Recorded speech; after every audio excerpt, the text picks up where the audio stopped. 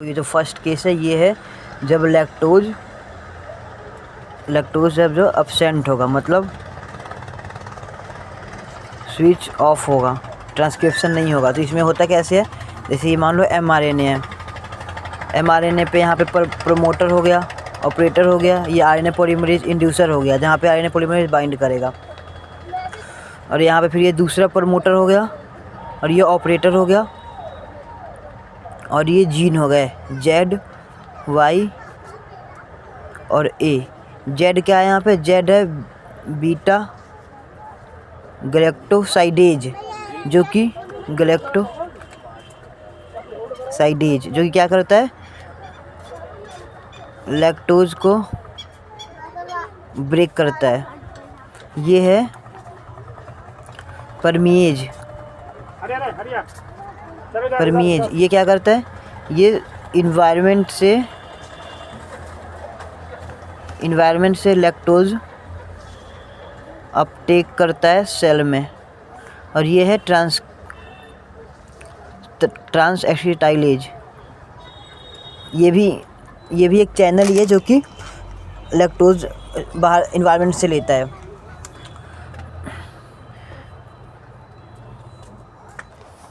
तो क्या हुआ, ये जो प्रोमोटर साइट है इस पर एक RNA पॉलीमरेज आके बाइंड करेगा, और फिर यहाँ पे ये एक प्रोटीन बनेगा, जो कि ये प्रोटीन आगे चल के क्या बनाएगा, एक रिप्रेसर प्रोटीन बनाएगा, कॉम्प्लेक्स बना लेता है, जो कि ये क्या होता है, ये एक्टिव फॉर्म है रिप्रेसर का।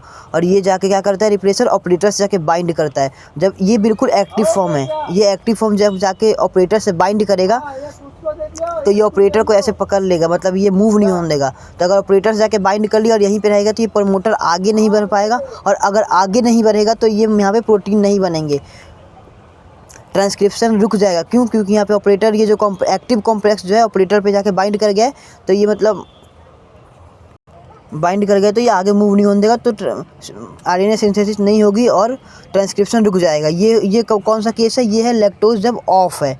अब लैक्टोज जब ऑन होगा तो उसमें क्या होगा, अब ये सेकंड केस है जब लैक्टोज ऑन है।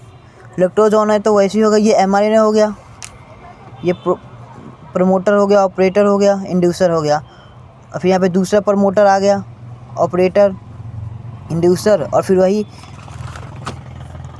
3 जीन आ जाएंगे।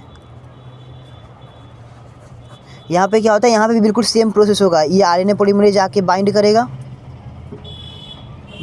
और यहाँ पे ये प्रोटीन बन जाएगा। ये प्रोटीन क्या करेगा, सेम एक्टिव फॉर्म बनाएगा, जैसे लैक्टोज ऑफ में बनाया था वैसे लैक्टोज ऑन में भी बनाएगा। ये भी एक्टिव होगा, पर यहाँ पे क्या होगा, यहाँ पे एक चीज़ होगा, यहाँ पे लैक्टोज प्रेजेंट है, लैक्टोज प्रेजेंट है, जो ये एक्टिव फॉर्म है, लैक्टोज इसके साथ मिलकर इसको क्या कर देगा, इनएक्टिव कर देगा।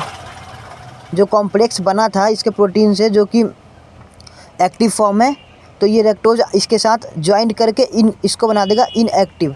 इसको इनएक्टिव बना देगा तो ये जाके ऑपरेटर से बाइंड नहीं होगा।